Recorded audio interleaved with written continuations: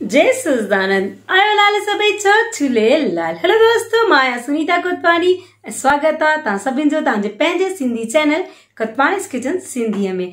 त अॼु असां ठाहींदासीं ॾाढी टेस्टी ऐं डिलीशियस सी रेसिपी। मगर रेसिपी स्टार्ट करण खां पहले जे अगर तव्हां अञा ताईं मुंहिंजे चैनल खे सब्सक्राइब कोन कयो अथव त प्लीज़ मुंहिंजे चैनल खे सब्सक्राइब कजो, वीडियो खे लाइक कजो ऐं पंहिंजे फ्रेंड्स एंड फैमिली सां गॾु शेयर कजो। त अचो त रेसिपी स्टार्ट कयूं।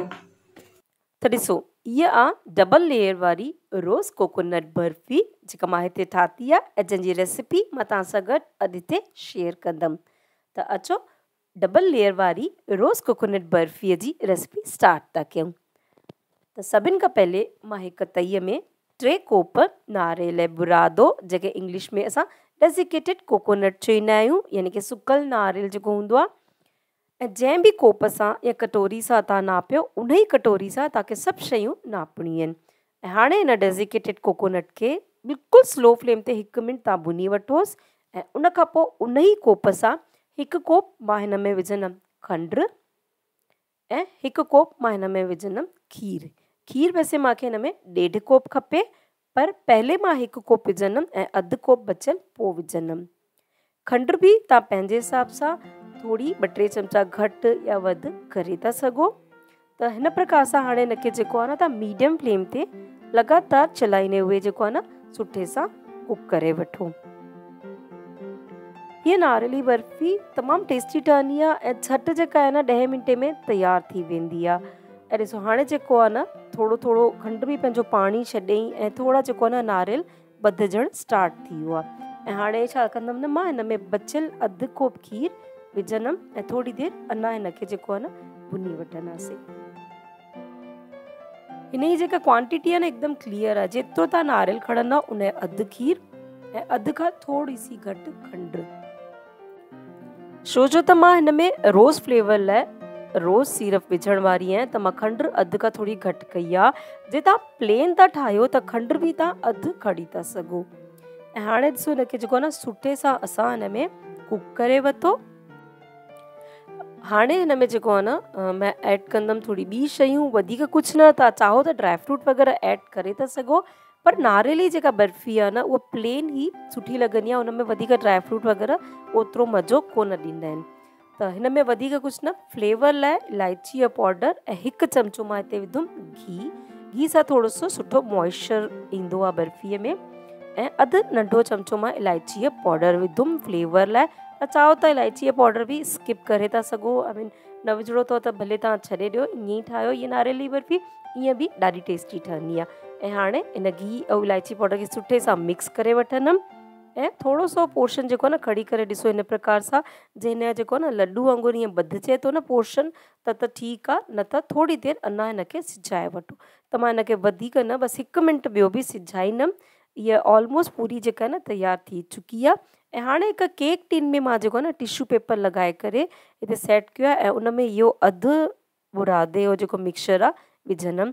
तव्हां चाहो त नॉर्मल जेका स्टील जी थाली हूंदी आहे न उन में बि थोरो सो घी या तेल लॻाए करे उन में फैलाए था सघो इहो मिक्सचर।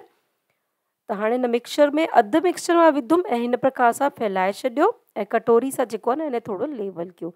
ऐं हाणे बचियल मिक्सचर में मां विधुमि अधु कोप रूह अफ़ज़ा। तव्हां चाहो त रूह अफ़ज़ा जी जॻह ते रोज़ सिरप जेको ईंदो आहे उहो बि विझी था सघो।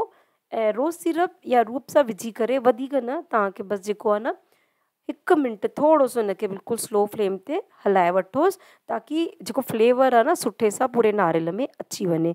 ऐं छो जो त मां हिते अधु कप रूह अफ़ज़ा विधो आहे त मां खंडु हिन में 1 कोप ई विधी।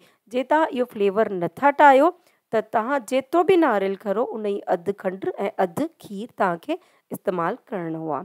ऐं हाणे हिन रूह अफ़ज़ा फ्लेवर वारो मिक्सचर बि जेको आहे न हिन वाइट बेस जे मथां असां विझी करे सुठे सां फैलाए वठंदासीं। तव्हां चाहो त इहा पूरी बर्फी जेका आहे प्लेन वाइट बि रखी था सघो। तव्हां चाहो त पूरी बर्फी जेका आहे रोज़ फ्लेवर वारी बि था ठाहे सघो। ऐं जे तव्हां चाहो त हिन में रोज़ फ्लेवर जी जॻह ते ॿियो कोई फ्लेवर बि ऐड था करे सघो, जीअं खस जो सिरप ईंदो आहे उहो थी वियो, या फिर केसर सिरप वग़ैरह जेको बि तव्हां फ्लेवर तव्हांखे पसंदि हुजे तव्हां हिन में जेको आहे न ऐड करे इहा बर्फी ठाहे था सघो। त फ्रेंड्स ॾिठो केॾी ईज़िली ठही वई ऐं झटि बिल्कुलु 10 मिंट बि न लॻंदा आहिनि हिन बर्फीअ में। ऐं ॾाढी टेस्टी ऐं फ्लेवरफुल ठहंदी आहे। ऐं हाणे इन जे मथां जे तव्हां चाहो त थोरा घणा तव्हां ड्राई फ्रूट लॻाए था सघो, पर जीअं की मां तव्हांखे ॿुधायो मां प्लेन ई हीअ बर्फ़ी ज़्यादा सुठी लॻंदी आहे।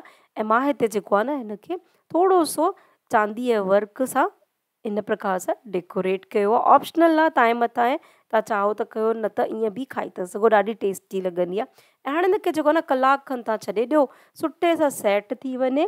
उन खां पोइ असां जेको आहे न हिन टिशू पेपर सूधो हिनखे ॾिसो हिन प्रकार सां कटियो ॿाहिरि कढी करे, ऐं हिन ई जंहिं बि शेप जी तव्हांखे हीअ बर्फ़ी खपे तव्हां उन शेप जी बर्फ़ी हिन प्रकार सां कटे करे तयारु करे वठो। ॾाढी टेस्टी ठहंदी आहे हीअ बर्फ़ी। ऐं छो जो त असां घर में था कयूं त असांखे भई श्योरिटी हूंदी आहे की सभु शइ जेका आहे प्योर आहे ऐं सुठो माल असां हिन में विधो आहे, त हेल्दी बि आहे ऐं साफ़ु सुथरी असां सफ़ाई सां घर में जेको ठाहींदा आहियूं न उन शइ जो जेको आहे न मज़ो ई कुझु ॿियो हूंदो आहे। त ॾिसो हिन प्रकार सां डबल लेयर वारी रोज़ कोकोनट बर्फ़ी जेका आहे न तयारु आहे। त ठाहियो था हिन रक्षाबंधन ते पंहिंजे भाउ लाइ, ॾियारीअ ते, हाणे सभु ॾिण वार अचनि था, त ॾिण वारनि ते जेका आहे न इहा मिठाई ठाहियो घर में, ॾाढी जल्दी तयारु थींदी आहे ऐं ॾाढी टेस्टी। त फ्रेंड्स कीअं लॻियो तव्हांखे मुंहिंजी इहा अॼु रेसिपी ॿुधाइजो।